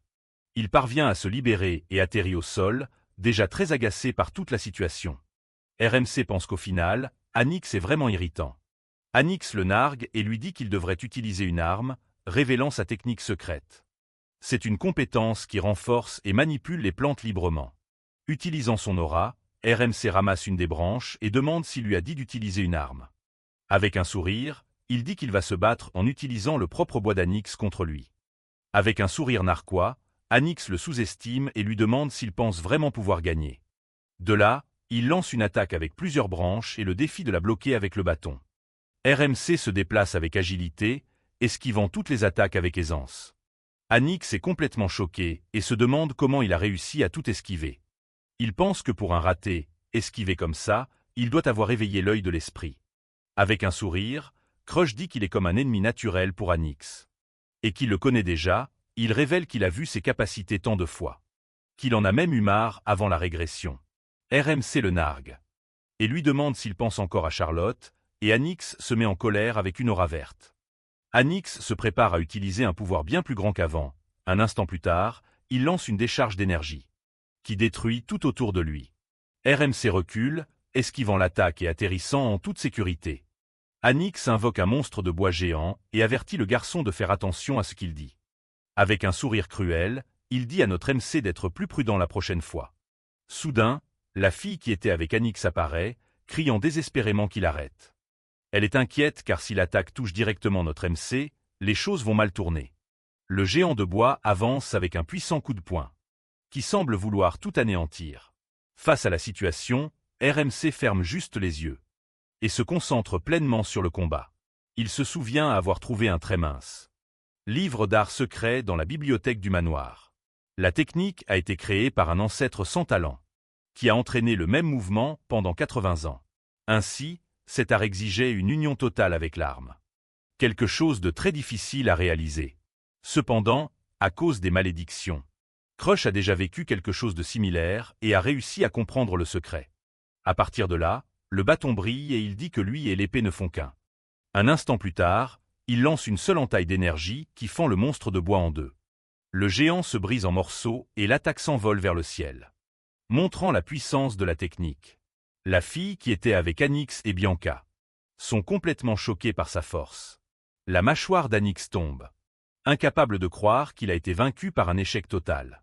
Allongé sur le sol au milieu de la poussière, il entend la voix de notre MC l'appeler. Crush pointe la branche et le prévient de ne pas se laisser emporter la prochaine fois qu'il se battra, avec un regard sérieux. Il dit à son rival de ne plus jamais être aussi arrogant et lui demande s'il a compris. Complètement humilié, Anyx tombe à genoux sur le sol. Incapable de réagir à ce qui s'est passé, notre MC a cependant utilisé toute son énergie dans ce seul coup. Et maintenant il peut à peine tenir debout. Il pense qu'il voulait y aller doucement pour voler la compétence d'Anyx. Mais il s'est laissé emporter et maintenant il ne peut même plus bouger. Ses jambes commencent à trembler. Et il est si fatigué que même sa voix ne sort pas correctement. Voyant l'état du garçon, Bianca court désespérément pour l'aider avant qu'il ne s'évanouisse. La jeune fille le serre pour le soutenir, mais sa prise s'avère être un peu trop forte pour son état. Sodain, Danphelion apparate. Et prévient que si elle continue comme ça, elle va l'achever, et qui le portera lui-même. De là, le seigneur alchimiste ramasse notre MC et le jette sur son épaule. Comme s'il n'était rien. Alors qu'il traverse le couloir, tout le monde bavarde sur la façon dont l'échec de la famille a vaincu Anyx. Avec un sourire, Danphelion réalise que les rumeurs de la victoire du garçon se sont déjà répandues partout. Il se demande si le garçon est audacieux ou simplement imprudent, mais il sait qu'il sera célèbre après cela. Avec un regard sérieux, le seigneur alchimiste se souvient d'un détail important. De l'agitation, le regard de haine sur le visage d'Anyx l'inquiète. Et il sent que le rival va bientôt tenter quelque chose. Une fois dehors, il prévient notre MC qu'il ne peut pas mourir. Avant d'avoir aidé à ses recherches. 9 semaines passent. Et nous voyons le garçon s'entraîner dur pour récupérer et devenir plus fort. Il se débarrasse enfin des dégâts du coup secret et est prêt pour sa prochaine étape. Il se souvient avoir été en pire état qu'Anyx et s'être évanoui dans la calèche sur le chemin du retour. À cause de cela, il regrette de ne pas avoir pu se préparer à voler la compétence rivale. Avec un regard sérieux, RMC réfléchit aux deux façons qu'il avait de voler la capacité. La première est la méthode standard et l'autre est de faire en sorte que l'adversaire dévalorise sa propre compétence. Il allait utiliser la deuxième méthode sur Anyx. Car c'est plus facile si vous battez l'adversaire de manière écrasante. Puisque le géant de bois a été vaincu d'un seul coup, le doute dans l'esprit d'Anyx devrait se propager. Ainsi, il est sûr que même si cela prend un certain temps, la compétence de récupération du rival sera sienne. Après avoir été vaincu par un échec qu'il méprisait, Anyx commencera à douter de la valeur de sa capacité. À partir de là, il décide de s'entraîner toute l'année pour surpasser les génies de la prochaine académie. Cependant, ses pensées sont interrompues quand Arioto l'appelle. À la porte de sa chambre, le majordome l'informe que son frère Béroken est arrivé et que le garçon a déjà refusé ses messages 2 fois. Fatigué, RMC dit qu'il ne peut plus l'ignorer et dit au majordome de le laisser entrer. Épuisé sur le canapé, Bianca lui offre un verre d'eau. Et il la remercie pour ce geste gentil. La jeune fille s'approche ensuite et dit qu'il sent la sueur. Surprenant le garçon, il renifle sa chemise et se demande si c'est dû à l'utilisation de l'aura. Ou s'il s'est habitué à l'odeur de l'érosion.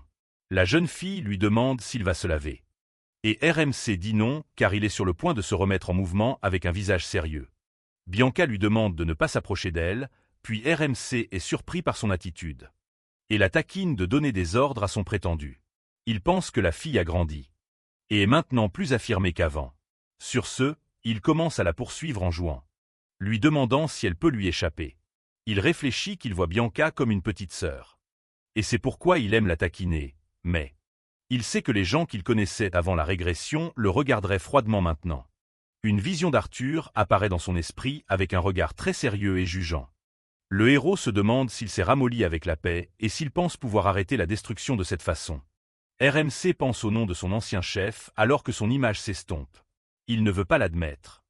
Mais à part la fin, Arthur a toujours été un héros qui se battait en première ligne. Soudain, une voix l'interrompt et il se demande ce qu'Arthur fait maintenant.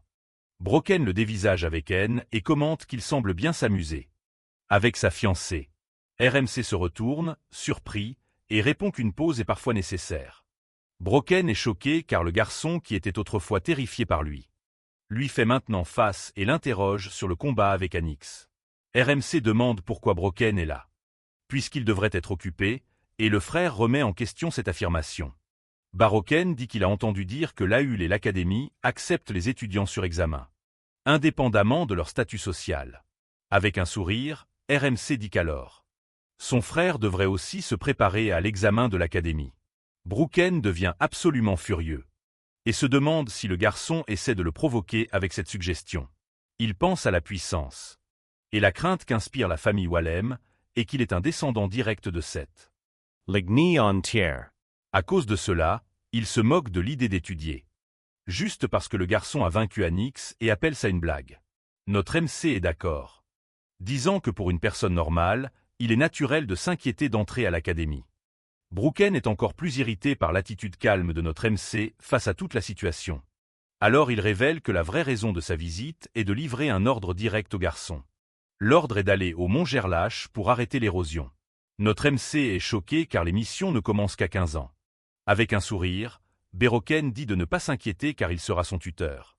Et le nargue en lui disant qu'il a peur. Notre MC comprend que le plan est de tester sa capacité.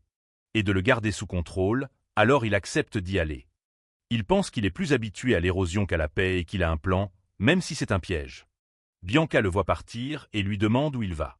Le garçon la prévient que c'est à propos de l'érosion. Et qu'elle ne devrait pas le suivre. La fille le regarde avec une expression confuse. Et remet en question son ordre, comme si elle n'avait aucune intention d'obéir.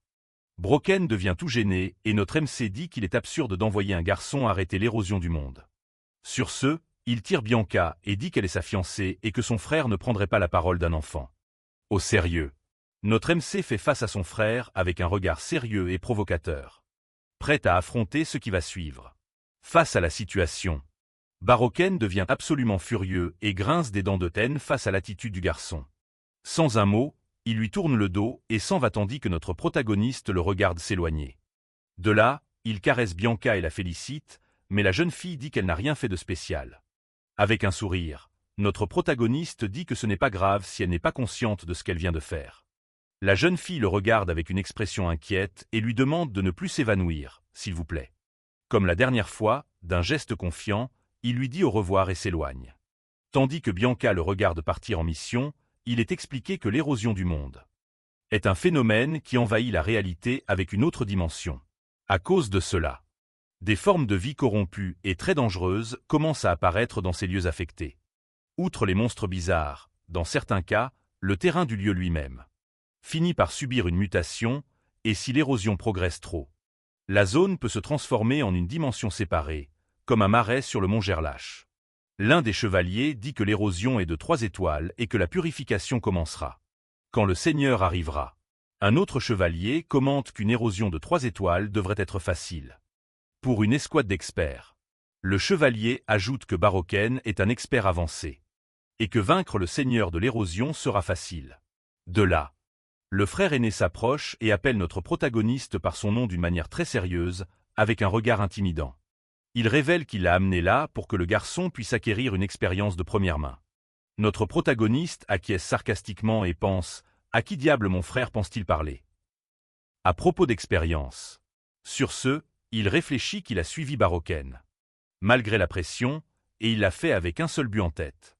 Son but est de tester une méthode provisoire qu'il a développée pour supprimer une éventuelle explosion de pouvoir.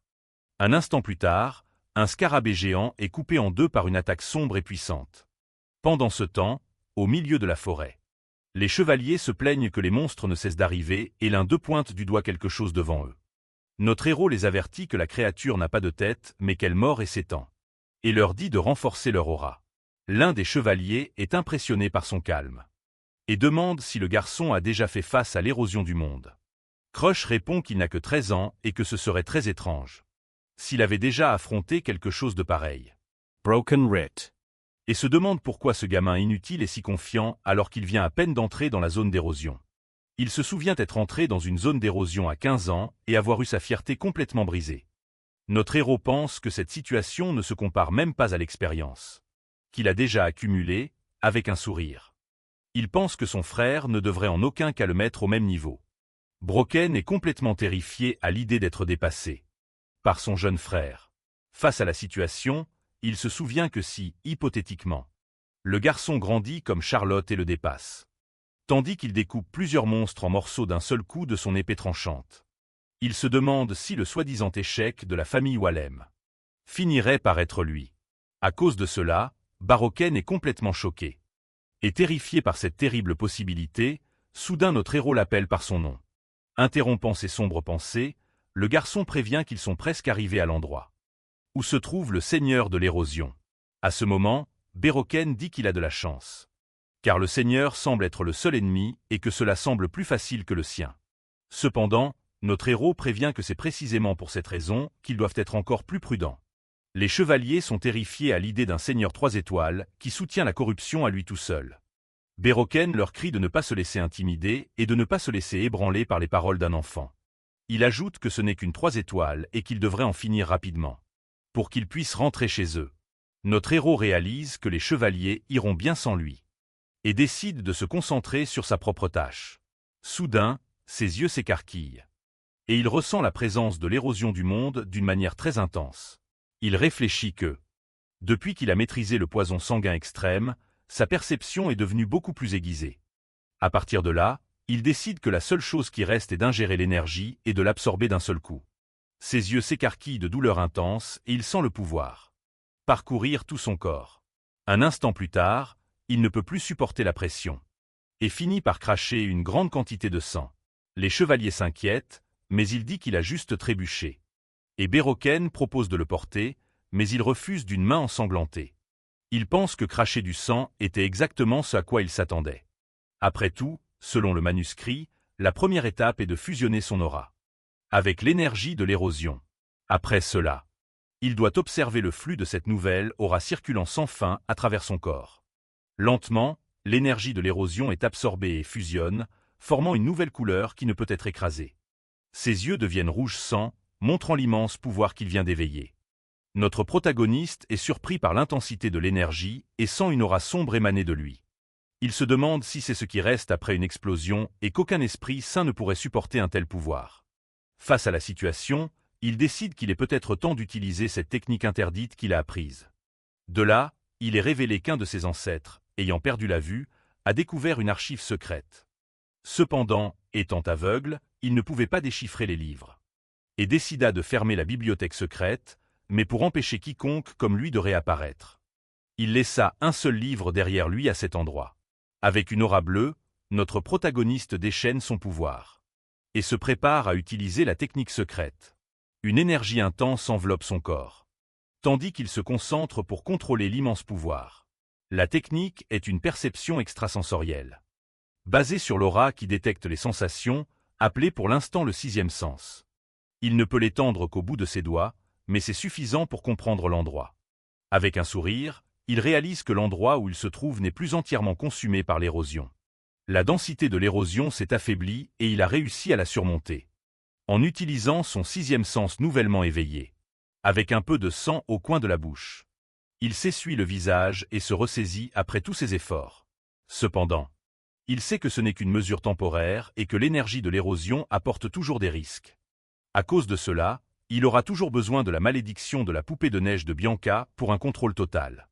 Mais même ainsi, avec un sourire, il est fier d'avoir réussi à maîtriser l'explosion de pouvoir par lui-même. Il pense que cette fois, il a fait un pas de plus et se rapproche de son objectif. Soudain, il sursaute et sent une étrange présence s'approcher rapidement de lui. Notre MC se retrouve face à face avec un monstre géant doté d'un bras bizarre au visage humain. La créature semble dormir paisiblement, inconsciente de la présence de notre MC. Mais soudain, la créature ouvre ses yeux rouges et fixe le garçon avec un regard plein de haine. L'un des chevaliers hurle de terreur en voyant le seigneur de l'érosion juste devant eux. La créature pousse un rugissement terrifiant qui résonne dans toute la forêt sombre. Béroken est complètement choqué par l'apparence bizarre de ce monstre. Même notre MC est surpris, car la créature est le démon aux 1000 visages. Sans perdre de temps, Béroken prépare son épée avec une aura bleue très intense. Crush se souvient de la technique de son frère appelée Ini, une capacité de feu. À partir de là, l'épée de Béroken est recouverte de flammes et il se prépare à combattre d'un seul coup. Le démon envoie les chevaliers voler comme s'il n'était rien. Notre MC regarde son frère se préparer à combattre le monstre seul. Un chevalier admire la puissance de Béroken et dit que sa compétence Ini est incroyable et destructrice. Face à la situation, Béroken ordonne à tous les chevaliers de se préparer au combat. Il est révélé que la créature est le démon aux 1000 visages, un monstre 4 étoiles. C'est la compétence Ini, la capacité de feu, qui rend l'épée de Béroken super puissante. Dans un flashback, il se souvient de Béroken l'humiliant. Et brûlant son bras avec Ini, RMC se souvient qu'avant la régression, son frère était complètement fou, avec un sourire. Il se demande comment va son frère après si longtemps. RMC espère qu'il n'a pas changé et libère son aura sombre. Soudain, le démon se met à hurler de douleur alors qu'une énergie violette le consume.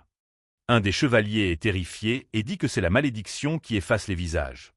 À cause de cela, même les chevaliers les plus expérimentés ont du mal à se battre. L'un d'eux dit que la seule chose qu'ils peuvent faire maintenant est de fuir aussi vite que possible. Cependant, Béroken crie à tout le monde d'avancer et se prépare à attaquer de toutes ses forces. Il frappe le visage du monstre avec ses flammes et la créature hurle d'agonie pure. Les autres chevaliers sont complètement choqués par l'immense pouvoir de Béroken. Le démon est complètement englouti par les flammes et son corps commence à se désintégrer. D'un bond, Béroken assène une puissante entaille de feu au monstre géant. Il les avertit de ne pas abandonner et dit qu'il va créer une ouverture pour que tout le monde attaque. Inspirés, les chevaliers suivent l'exemple de Béroken et avancent au combat. Au milieu de la bataille, Béroken se demande si Cross observe sa grande victoire.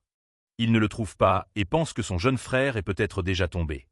Au combat, un chevalier remarque que le garçon ne le regarde pas.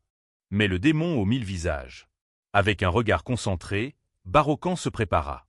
Continuer le combat contre l'étrange créature. Soudain, le démon se met à pleurer des larmes de sang, laissant Béroken très surpris. Tous les visages sur le corps de la créature pleurent aussi. Affichant une expression de pure douleur, l'un des visages prend un air sombre. Et la situation semble très mauvaise. Béroken réalise que les choses deviennent vite dangereuses et doit agir rapidement. La créature lance plusieurs tentacules dans sa direction, qu'il esquive en plein vol avec agilité. Il est choqué et se demande d'où vient toute cette pression écrasante du monstre. Alors il décide qu'il doit tuer le démon avant que d'autres anomalies ne se produisent. Il ordonne à tous les chevaliers de concentrer leurs attaques sur le démon aux 1000 visages à la fois. Cependant, son attaque d'aura est bloquée et il ne comprend pas pourquoi ça ne marche pas. Avec un air confus, il essaie de comprendre ce qui se passe. Au milieu de la bataille, Il crie à ses chevaliers de ne pas perdre courage. Car ils sont de la famille Walem, mais tous les chevaliers sont figés et sans visage. Comme s'ils avaient été maudits. Brocken est terrifié et se demande si c'est une malédiction. Puisqu'il n'a même pas touché la créature. Il réalise alors que l'anomalie précédente faisait partie du plan du monstre pour le piéger.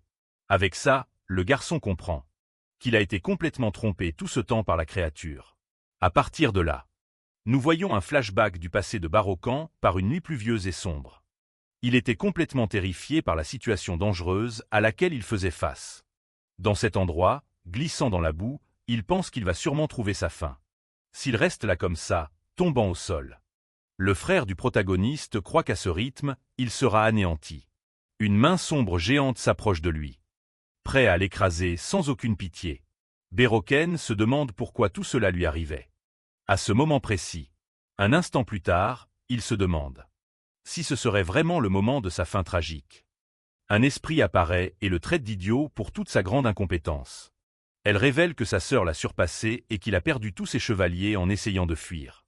À cause de cela, la jeune fille déclare qu'un échec pathétique comme lui mérite de périr ici. Un instant plus tard, un monstre gigantesque essaie de l'écraser. Pour en finir d'un coup, le brisé se recroqueville de peur et pousse un cri terrifié. Face à cette terrible situation, dans le présent, le démon profite de sa distraction et l'attaque avec un coup de poing très puissant.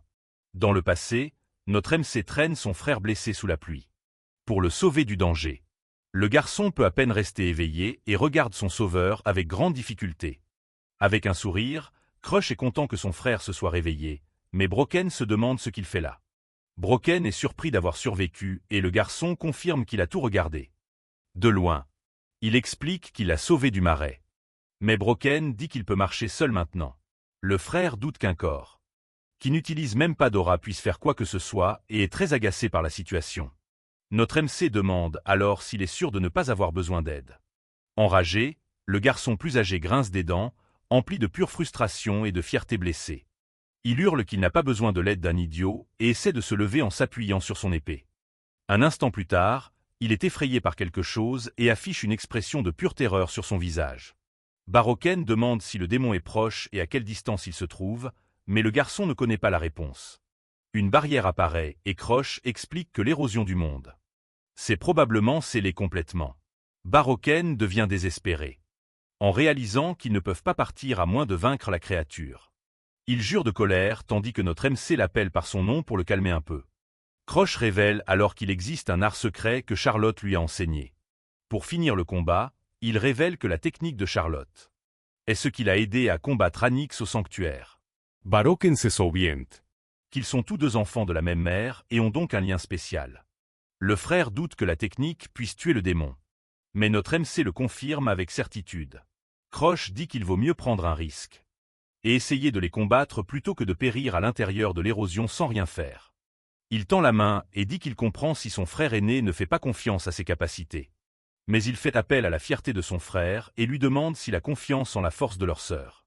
Brocken accepte immédiatement car il sait que Charlotte est un génie et que ses techniques sont incroyables.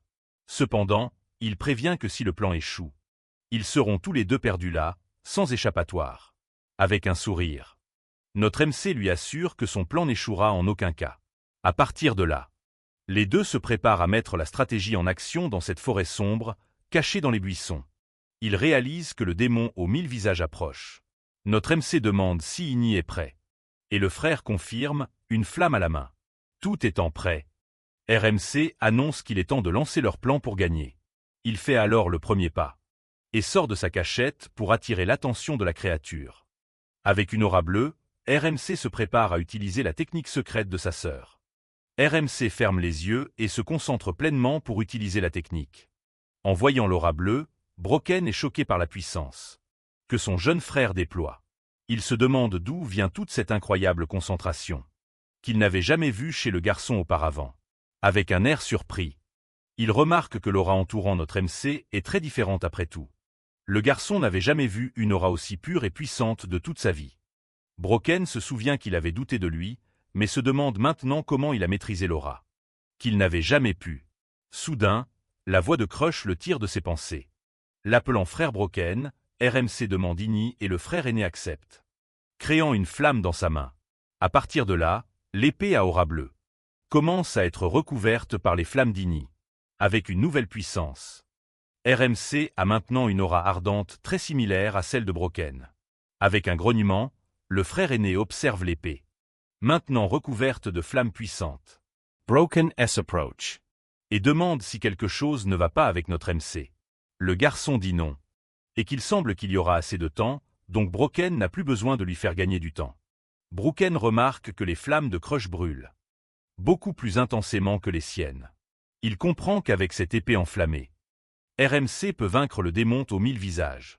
Il se souvient qu'il a perdu ses hommes et n'a réussi qu'à fuir pour sauver sa propre vie. Il pense que si Crush vainc le démon, que deviendra-t-il désormais? Cela signifie qu'il est plus faible que l'échec de la famille. Et le garçon attaque le monstre d'un seul coup de feu puissant. La créature est complètement détruite. Brocken est complètement choqué, incapable de croire ce qu'il vient de voir. L'explosion de flammes illumine tout, et il observe le résultat de l'attaque de son frère. Soudain, la pluie s'arrête, et le marais retrouve un paysage vert et paisible. Une voix l'appelle, et notre MC émerge au milieu du soleil, levant avec un air victorieux. Il annonce que la bataille est enfin terminée pour de bon. Brocken a du mal à croire que tout soit fini si facilement, et esquisse un sourire forcé. De là, il commence à rire nerveusement, et serre fermement son épée, son orgueil blessé. Il hurle à son frère de crever et l'attaque par derrière. Notre MC bloque l'attaque avec aisance, comme s'il s'y attendait déjà. Brocken est confus et se demande pourquoi il ne peut pas utiliser son Igni. Crush révèle qu'il lui vole sa compétence et le remercie pour son aide lors de la mission. Avec un sourire malicieux, il dit qu'il est reconnaissant que son frère soit resté exactement le même. À partir de là, les conditions pour débloquer la compétence de Brocken sont enfin révélées. Il fallait qu'il cède une partie d'Igni, reconnaisse que Crush était supérieur et que sa fierté s'effondre. Un instant plus tard, notre protagoniste le frappe d'un puissant coup de poing et dit qu'Igni est maintenant à lui. Brocken hurle de douleur alors que son bras prend feu et il tombe au sol, agonisant. Allongé sur le sol, RMC l'appelle par son nom avec un air très sérieux. Crush révèle qu'au début, il avait vraiment espéré s'entendre avec tout le monde, mais peu importe ses efforts, les choses ne se passaient jamais comme il le voulait. Son souhait ne s'est jamais réalisé, car tout le monde le traitait toujours avec une grande hostilité. Il se souvient que Brocken l'humiliait et le méprisait toujours. Depuis qu'il était petit, RMC révèle que, parce qu'ils étaient frères, il avait un petit espoir d'être accepté. Il demande si ça fait mal. Alors que son frère se tord de douleur au sol, avec un regard froid, il dit qu'il s'est tordu d'agonie. De la même manière quand Brocken l'a brûlé. RMC repousse alors son frère d'un coup de pied, le projetant violemment au sol. De là, il observe son frère tomber et vaincu. Avec un regard plein de mépris, un sourire ironique aux lèvres. Notre protagoniste laisse échapper un rire en observant le ciel clair. Il réfléchit qu'ironiquement. Le temps est très beau après tout ce qui s'est passé là-bas. De retour au manoir Walem, la nouvelle de l'anéantissement de l'ordre chevaleresque Se répand. il est révélé que l'érosion a été améliorée à 5 étoiles. Un niveau pour les meilleurs experts. Aux funérailles de Brocken, tout le monde commente que Crush n'a survécu que grâce au sacrifice de son frère. Le majordome de Brocken est furieux et se demande comment l'échec a été le seul à revenir vivant, mais le majordome en chef le réprimande de respecter la volonté de Birukan qui a protégé son frère. Alors que RMC s'éloigne, le majordome lui dit de ne pas laisser le sacrifice de Birukan être vain. RMC pense qu'ils ont acheté son témoignage et qu'il n'a plus à s'inquiéter à partir de là. Il réfléchit qu'il a obtenu de grands résultats lors de l'expédition grâce à son frère. Maintenant, il peut utiliser le poison sanguin et contrôler l'explosion avec son 6e sens. De plus, grâce à la compétence Igni, il a réussi à débloquer la puissante flamme noire. Il réalise que la flamme noire a dépassé ses attentes et sera un atout majeur. Ainsi, le seul problème est l'enquête sur l'étrange phénomène de l'érosion du monde. Il dit à quelqu'un d'entrer et pense qu'ils n'ont toujours pas découvert la véritable cause de tout cela. Il pense à l'érodeur de monde qui est piégé dans un rêve et ne peut voir qu'à travers les yeux de ses serviteurs, les morts-vivants. À cause de cela, il pourrait rencontrer le serviteur mort-vivant plus tôt qu'il ne le pensait, mais soudain quelqu'un l'appelle. Une fille se présente comme Saphira, une enquêtrice. de l'équipe d'investigation de l'érosion du monde et dit qu'elle l'attendait. RMC remarque alors une marque d'étoile noire juste sur son cou et se tend immédiatement. Ses yeux s'écarquillent en voyant cette étoile noire, car il ne s'attendait pas à en trouver une si tôt. Sur ce, RMC laisse échapper un rire quelque peu gêné, laissant la jeune fille complètement confuse par sa réaction. Un instant plus tard, il l'ignore et s'adresse au mort-vivant en elle. Disant qu'il veut proposer un marché très intéressant, avec un sourire confiant, Crush pointe la jeune fille du doigt. Et révèle qu'il effacera son immortalité. L'enquêteur esquisse un sourire sinistre. Et d'une voix sombre demande s'il est un régresseur. Elle révèle qu'elle cherchait autre chose, mais ne s'attendait pas à attraper une proie aussi inattendue. Et intéressante que lui. Dans un flashback, nous voyons un homme enchaîné nommé Auguste le jardinier cramoisi, également connu sous le nom de mort-vivant. RMC se souvient qu'avant la régression, il avait tenté de voler l'immortalité de cet homme. Sur les ordres d'Arthur, mais a échoué. Arthur explique qu'avec cela, le mort-vivant dépensera toute son énergie à se régénérer et ne pourra pas contrôler ses serviteurs. L'une des compagnes d'Arthur dit qu'elle est désolée car la seule raison pour laquelle il avait tant de serviteurs était son immortalité. Cependant, une autre fille la réprimande et lui demande si elle a oublié combien ils ont souffert à cause de ce type. Arthur dit alors que le problème avec le mort-vivant est résolu et leur demande d'arrêter les combats inutiles. L'autre fille lui dit d'arrêter de faire la sainte. Et la compagne s'excuse maladroitement. Soudain, Auguste ouvre ses yeux rouges et dit que toute cette situation est une grande honte. Il ajoute que c'est dommage, qu'il n'ait pas réussi à voler son immortalité, et le jeune Cross est d'accord d'obtenir ce qu'il désirait si désespérément. Après tout, la condition pour voler sa compétence était d'être plus fort que lui, quelque chose de complètement impossible. De retour au présent, RMC lui demande ce qui lui fait penser qu'il est un régresseur. Elle explique que lorsqu'un enfant propose un accord aussi audacieux, il ne peut être qu'un régresseur. L'entité le traite de menteur. Car un régresseur ne peut pas tuer quelqu'un qui transcende le temps lui-même. RMC dit que ce n'est pas un mensonge et une main à l'aura violette apparaît soudainement devant lui. De là, il utilise sa capacité et lance une attaque d'énergie sombre vers l'investigatrice. La femme est choquée de voir que la compétence Blackwood peut même lui voler son immortalité. Face à la situation, l'investigatrice serre simplement le poing, montrant sa tension. La morte vivante revele. Qu'elle n'a fait qu'accroître l'érosion du monde pour trouver quelqu'un qui pourrait mettre fin à son existence. À cause de cela, elle fixe notre MC et lui demande quels sont les termes de l'accord qu'il a proposé. Notre MC explique qu'elle doit coopérer pour qu'il devienne plus fort. Car sa compétence ne s'activera pas autrement. Avec un sourire. La femme dit qu'il lui demande d'être son disciple et qu'elle vendrait son âme pour se débarrasser de l'immortalité. Face à la situation et avec un regard déterminé, elle accepte finalement la proposition audacieuse de notre MC. De là, elle se présente comme Auguste, le jardin cramoisi, et jure qu'elle fera de lui l'homme le plus fort du monde entier. Crush est repoussé juste par l'aura, et est choqué de réaliser que ce n'est même pas son corps principal. Il pense que le jardin cramoisi est aussi puissant qu'Arthur et qu'avec son aide, il deviendra encore plus fort, alors il serre le poing et décide qu'il arrêtera l'érosion du monde même s'il a besoin du pouvoir d'un aérodore. Il est expliqué que la compétence de régression appartient désormais à Arthur. Donc Crush ne peut plus remonter le temps seul à cause de cela.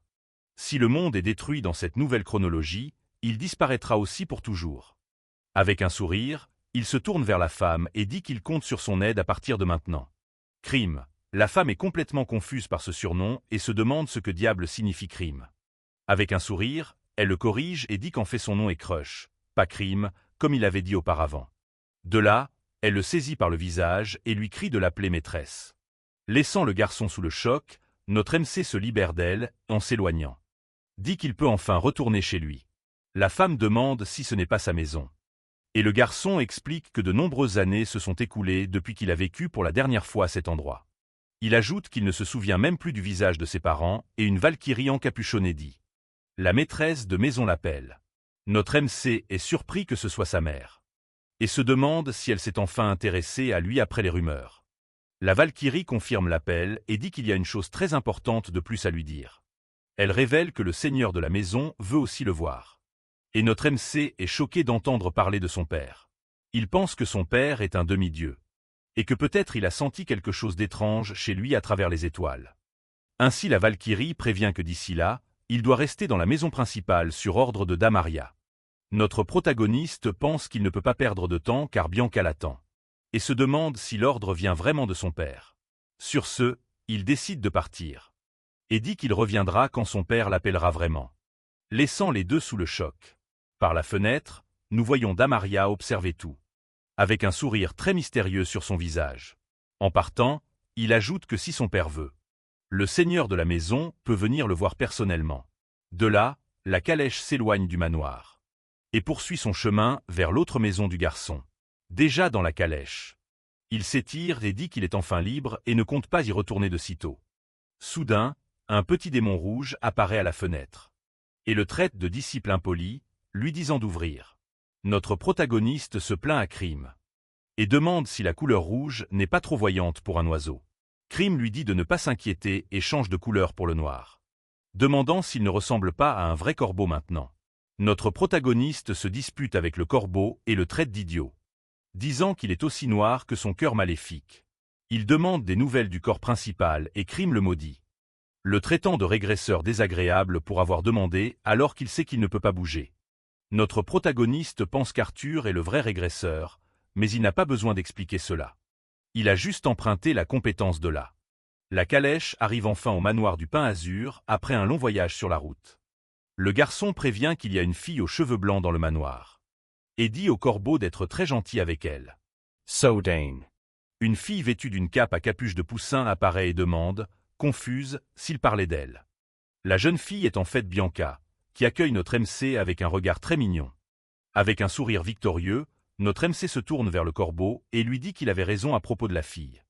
Arioto court le saluer et le garçon demande si quelque chose s'est passé pendant son absence. Le majordome révèle qu'une lettre de Lord Darling est arrivée et notre MC soupire. Très fatigué par la nouvelle, la lettre indique que le remède contre la maladie de décoloration est prêt et que le seigneur alchimiste l'apportera bientôt. Notre MC charge alors Ario de traiter d'Amphillon avec hospitalité, car il sera un bienfaiteur. Un instant plus tard, le majordome l'informe que Bianca s'est beaucoup inquiétée pour lui, pendant tout le temps de son absence, en apprenant qu'il avait été pris dans l'érosion.